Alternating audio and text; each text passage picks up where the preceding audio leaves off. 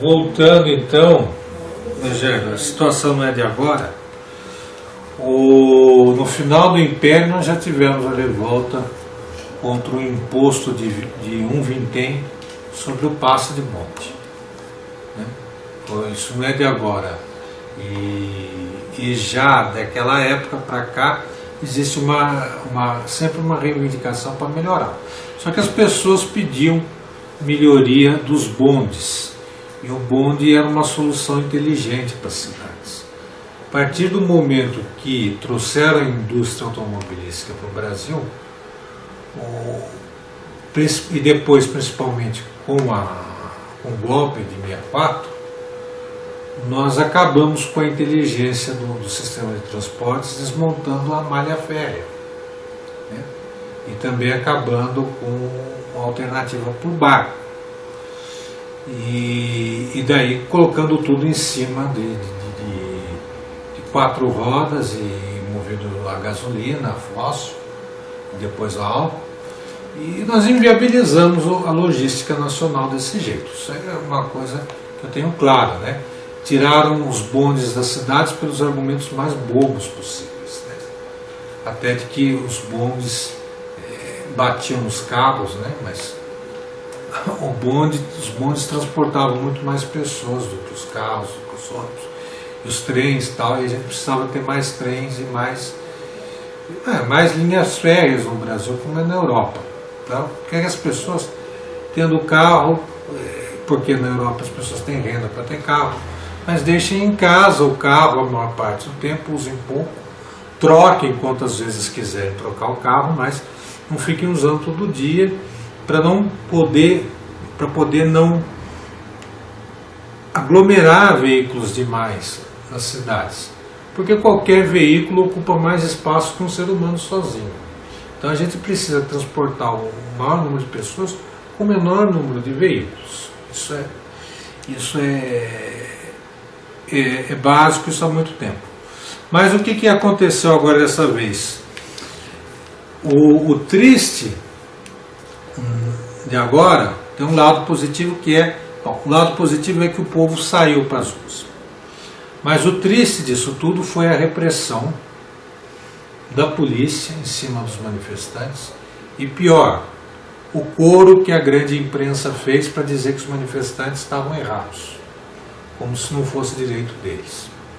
E foi a partir da intervenção das polícias, uma intervenção violenta, desastrosa, inepta, né, que começou a acontecer os episódios de violência, ou seja, a parte dos manifestantes começaram a revidar da forma que podiam, porque aumentou a revolta. E com esse discurso tão grande contra as pessoas se manifestarem, porque veja bem, eu não vi a grande imprensa dizer que era necessário um aumento de 20 centavos para manter o serviço operacional, etc. Não vi nada disso. E poderiam defender, porque é um direito da pessoa ter opinião. Qualquer um poderia defender esse aumento, lá de São Paulo ou de outras capitais. Mas o que eu ouvi dizer é só a opinião de que estava errado que eles se manifestassem. Porque simplesmente estavam se manifestando, porque davam nisso. Então as pessoas ficaram tão pés da vida, desculpe a expressão, mas tão fulas com esse discurso do establishment contra o direito mais básico delas, que é o direito de reclamar, que é o direito de espernear, como se diz no linguajar jurídico, que elas saíram às ruas de novo em grande quantidades e dessa vez para reclamar de tudo quanto é possível, da corrupção, da falta de hospitais, da falta de escolas, do dinheiro que está sendo jogado pelo ralo com essa questão da Copa, que ninguém até hoje explicou por que o Maracanã precisava ser reconstruído, se já tinha sido objeto de uma reforma alguns anos atrás. Então, teve agora uma revolta que está generalizada, que as pessoas estão querendo dizer, vocês acham que a gente não pode protestar? Pois vamos na rua protestar agora, eu não ia, agora vou. É isso que as pessoas estão dizendo. E nós, aí saiu na Folha, pelo menos que eu vi, uma notícia de um relatório da PM de que o PSOL estaria recrutando punks para organizar os protestos. Ridículo. Ridículo porque é o seguinte, como eu disse, o punk tem direito de protestar, porque o punk é ser humano, é cidadão como outra pessoa qualquer. E pior, não é você falar que um partido político organiza protestos, não é acusar de crime nenhum, não. Porque o partido político pode e deve organizar protestos ou manifestações a favor das suas causas. O que não pode são órgãos militares e serviço secreto monitorar a atividade política dos cidadãos, dos civis. Isto é ilegal. Isto é crime de responsabilidade, se é fato que o serviço secreto da PM está acompanhando as atividades do PSOL. Isso é o mesmo caso do escândalo de Watergate, e cabe sim um impeachment do Sr. Alckmin com uma prisão depois.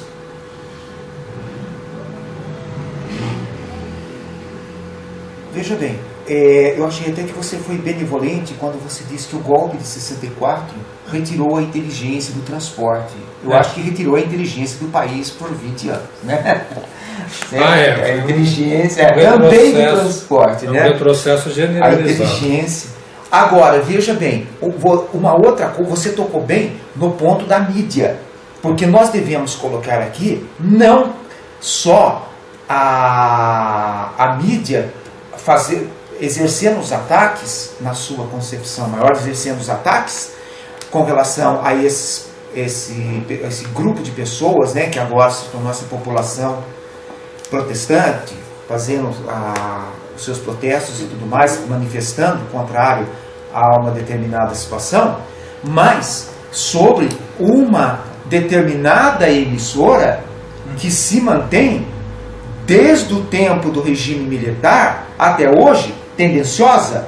Por quê? Porque há 10 dias atrás, quando se colocou as negociações entre a General Motors e o Sindicato dos Metalúrgicos, o jornal dessa grande emissora mostrava para a população, com essa tendência, de que se não houvesse um investimento na fábrica, né, e a perda dos citados empregos naquele momento, o grande culpado seria o Sindicato dos Metalúrgicos. Isso passou para a população. Fato com que me fez ligar a essa emissora aqui em Taubaté e deixar claro o meu protesto. Né? De forma mais particularizada. O sindicato que só tem cedido até agora. Exato. Não pode ser acusado de intransigência. Exatamente, mas passou para a população e passou para milhões de pessoas no país que o grande culpado seria o sindicato, né? Devido à sua intransigência. A essa mesma emissora que está mostrando essas imagens contrárias à sua vontade, porque nesse momento a grande vontade dela era fazer 2 jornais, um a 1h20 da tarde e o outro às 8h30 da noite, e só falar de Copa de Confederação. Pois é. Certo? O objetivo, nesses 15, 20 dias, era ter os jornais todos os dias falando de Copa. E felizmente para nós, a Copa hoje ocupa o quê? Ocupa o mínimo. Falar de Copa, escola de samba e cerveja. E outra coisa que você colocou aí, do gasto que houve com relação ao Maracanã, que foi reformado há pouco tempo, e o Engenhão, que foi que foi usado em 2007 para os Jogos Pan-Americanos, e hoje não pode ser utilizado, porque se você não pode ter um grupo de pessoas ali assistindo uma partida de futebol ou um evento qualquer, se houver um vento acima de 100 km por hora, corre o risco de desabar o estádio. Então, qual foi a estrutura? Então, houve um custo tão grande para a construção desse estádio, e que tipo de material que foi utilizado ali, que 6 anos depois já está depreciado. Pois é. Né? Então, são coisas que nós temos que refletir, e muito, para que isso não volte a acontecer. Para que o dinheiro nosso, da população, que nós pagamos impostos e que nós deixamos na mão dessas autoridades, não sejam jogados pelo rabo. A pauta está difusa um pouco, não agora, que todo mundo somou vários protestos, ela está difusa. Com certeza. Então, há uma necessidade que haja um entendimento para que nós tenhamos uma hierarquização dessa pauta.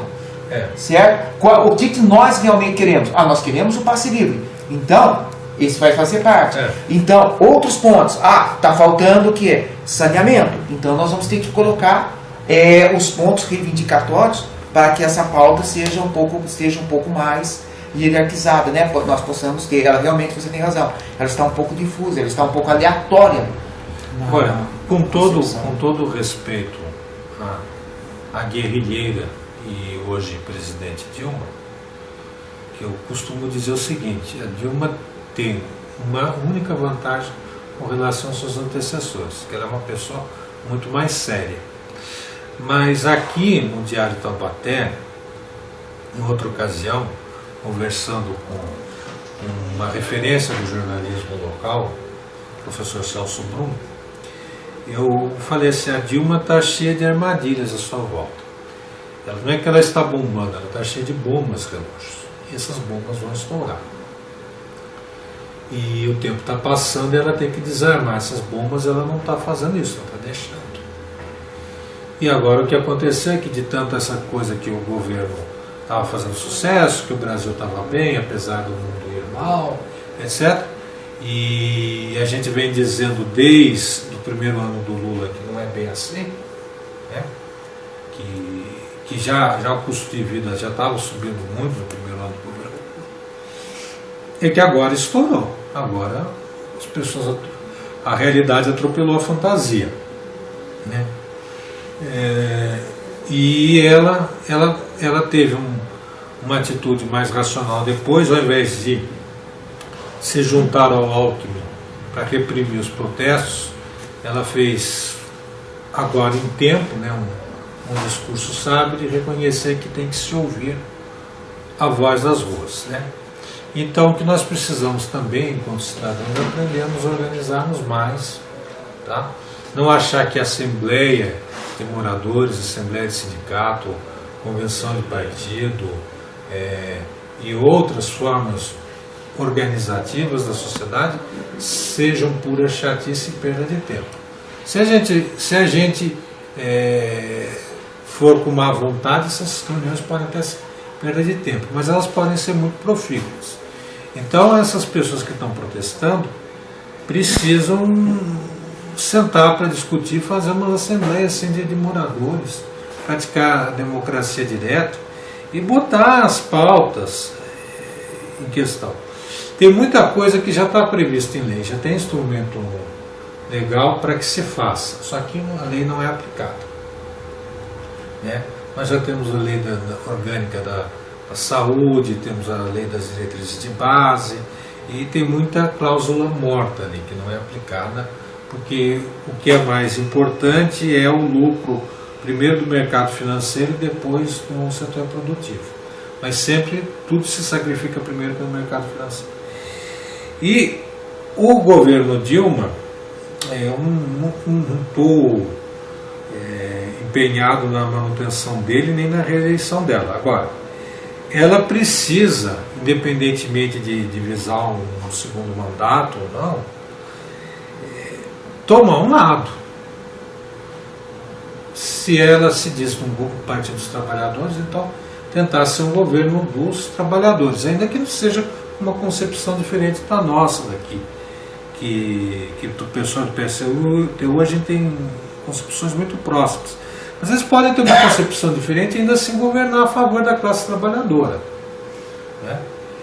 E não ficar com essa história de dar uma no cravo na ferradura, um pouquinho para o mercado financeiro, um pouquinho para o setor produtivo, um pouquinho para a população carente, que depois o que acontece é que tudo reflui para o mercado financeiro mesmo, que é o pior investimento que tem, é destruir o resultado dos trabalhos das pessoas.